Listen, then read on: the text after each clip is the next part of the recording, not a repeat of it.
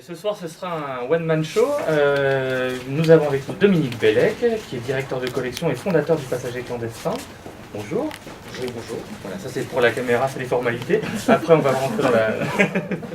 on va rentrer dans la rencontre à proprement parler.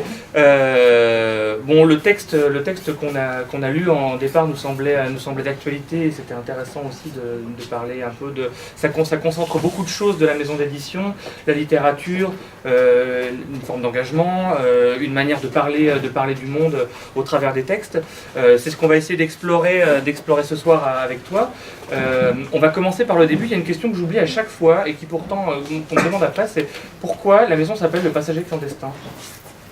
Ça commence bien. Je l'avais pas prévu ça. Ouais, déjà, je tiens à dire que je suis pas tout seul, parce qu'il y a une de mes comparses qui est là, Fred Giacononi, qui est dans la salle, et qui j'espère va me soutenir quand je vais avoir du mal à répondre à tes questions.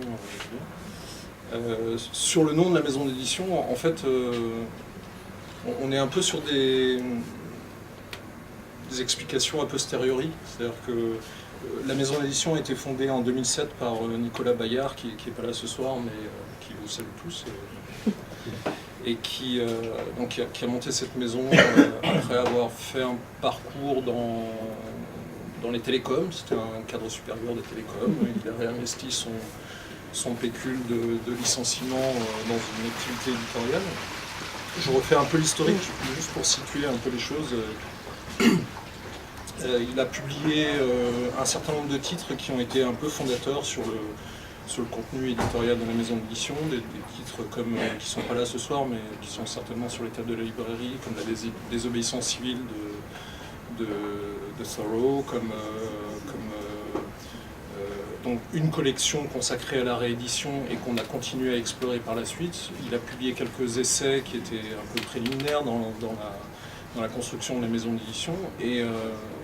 Et moi, je l'ai rejoint à l'époque en tant qu'auteur. J'étais moi-même à la recherche d'une voie de déboucher dans l'édition. J'imaginais un petit peu monter ma propre structure. Je rencontrais les éditeurs qui montaient leur propre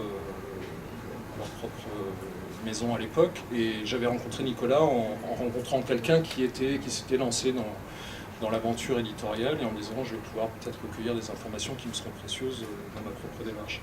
Et dans le fil de la conversation, je lui ai proposé un texte que vous ne trouverez pas ce soir ici dans la librairie parce qu'il est épuisé, qui était une petite nouvelle et un travail photographique qui accompagnait cette nouvelle sur l'engagement de René Char. Certains d'entre vous le connaissent, je te vois sourire, d'autres sur l'engagement résistant à l'époque de la Seconde Guerre mondiale et en même temps les parallèles qu'on peut faire entre ce type d'engagement et tout engagement résistant aujourd'hui. Donc c'était à la fois un travail de régurgitation de ma propre thèse à l'époque où j'étais universitaire sur justement cette question d'engagement résistant.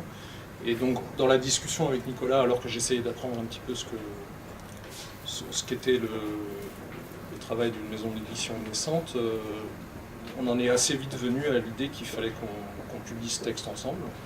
Et donc on a travaillé pendant un an, à la fois à l'établissement, la construction du livre lui-même, et puis à tout ce qui suit la publication d'un livre, donc la fabrication, mais aussi la diffusion en librairie, le contact avec la presse. Alors il se trouve que ce livre est sorti à une époque où c'était un peu par hasard la commémoration du 20e anniversaire de la naissance, de la mort de René Char, qui est mort en 1987, donc c'était en 2007. Il n'y avait pas beaucoup de publications à l'époque sur le sujet, et donc du coup le livre a été plutôt bien accueilli, ce qui fait qu'on a tiré un ouvrage photo, on vendait à 10 € à l'époque, c'était un tout petit fascicule, il y avait juste une nouvelle et quelques photographies. Photographie de Jean-Baptiste Duchesne, je tiens à préciser, parce que c'est un travail qu'on a monté ensemble. Et ça nous a amené à nous confronter l'un et l'autre à ce travail commun, à se rendre compte qu'on était complémentaires sur un certain nombre de choses. Et finalement, petit à petit, à concevoir l'idée de pouvoir travailler ensemble par la suite sur d'autres projets. Donc au départ, ça s'est fait de manière très informelle, et puis avec le temps, ça s'est un petit peu formalisé. Je suis en train de me rendre compte que j'ai complètement oublié ta question, si ce n'est aussi, c'est sur le nom de la maison d'édition. Nicolas avait fondé la maison et avait déjà attribué un nom à cette maison d'édition. J'avoue que, je ne sais pas si toi, je m'adresse à Fred qui est dans l'assistance, tu as des souvenirs sur ce qu'il lui dit sur l'origine du nom. Je pense qu'il aimait bien l'idée justement du passager clandestin, dans le sens où on ouvre une porte et on trouve quelqu'un qu'on n'attendait pas à cet endroit-là.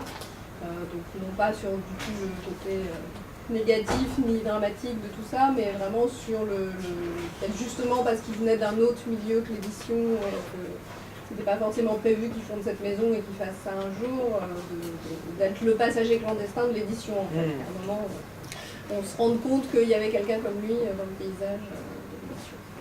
Et en fait, la notion de passager clandestin, on nous la renvoie beaucoup aujourd'hui. Je ne sais pas si vous êtes familier de sciences économiques, mais le passager clandestin, c'est celui qui profite du système sans y participer. Donc on nous renvoie beaucoup cette définition du passager clandestin. Je pense qu'elle n'était pas à l'origine du texte, enfin du propos de la maison d'édition.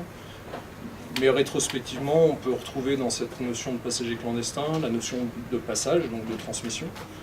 C'est la base de toute activité éditoriale et c'est vraiment la nôtre.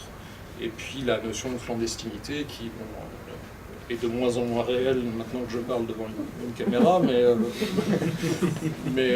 qui nous permet quand même de continuer à produire des textes qui vont un peu à contre-courant de la pensée dominante, pour le dire très simplement. Et donc du coup le travail de transmission d'une pensée qui soit un peu subversive, je pense, était au fondement de la structure éditoriale et se vérifie encore aujourd'hui au sein de la maison d'édition.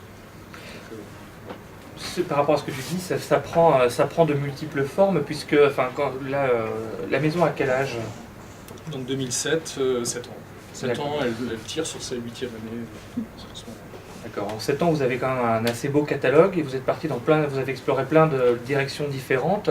Il y a de nombreuses collections qu'on va aborder au fur et à mesure ce soir. Pour les citer rapidement, une collection d'essais, une collection de réédition, des précurseurs de la décroissance, qui sont des petits textes synthétiques sur des auteurs qui auraient été à l'origine de cette notion.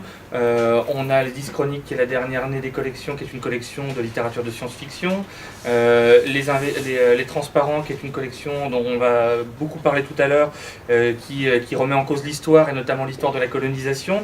Et puis il y a plein de petites choses à côté, puisqu'apparemment vous avez essayé le roman pendant un temps avec un texte de Lysidas Vernias, des livres photos, il y a un livre très beau sur la Palestine notamment, et puis des choses un peu plus ponctuelles sur lesquelles on va revenir, qui suivent l'actualité.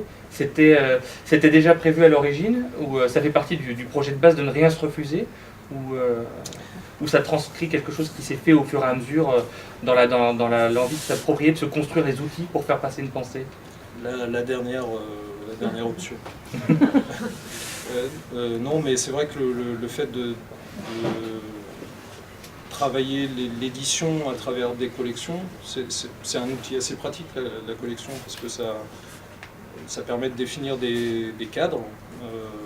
Donc collection de réédition, on va dans cette collection aller rechercher des textes anciens et puis essayer de voir ce qui dans ces textes-là peut renvoyer un écho qui serait encore intéressant aujourd'hui. Les essais, collection assez classique finalement, assez classique dans l'édition en sciences humaines, de textes un peu plus fouillés, où on va creuser un petit peu les questions, où on se donne la peine de défricher des champs d'investigation un petit peu nouveaux, ou en tout cas qui ont peu fait l'objet jusque-là de travail de publication. Une collection des transparents qui est consacrée à la période de la colonisation et à l'exhumation de textes de sources sur ces moments coloniaux qui ont marqué l'histoire européenne. Donc, ce principe de collection, il est assez pratique dans le sens où on pose un certain nombre de cadres d'entrée de jeu, et à partir de là, on alimente les collections en fournissant des textes et en les inscrivant dans ces cadres un petit peu prédéfinis, mais qui sont des définitions qui sont les nôtres et et qui permettent, alors peut-être qu'on en parlera un peu plus tard, dans ce rapport à l'histoire, dans ce rapport à la circulation des idées, à la façon dont les réflexions sur le temps présent ne peuvent pas se passer d'une certaine profondeur historique sous peine de se river à un certain présentisme, comme on pourrait désigner cet état d'esprit qui fait qu'on a l'impression de toujours redécouvrir constamment des idées qui finalement ont une véritable profondeur historique. Le jeu des collections, c'est une manière pratique de pratiquer l'édition en se donnant des contraintes. Elsa parlait tout à l'heure d'une soirée qui aura lieu demain, je crois, sur l'Oulipo. C'est un des fondements de l'Oulipo, en tout cas, que de se poser des contraintes littéraires pour alimenter et stimuler la créativité éditoriale ou l'écriture. Finalement, les collections, elles jouent un petit peu ce rôle-là chez nous, quoi.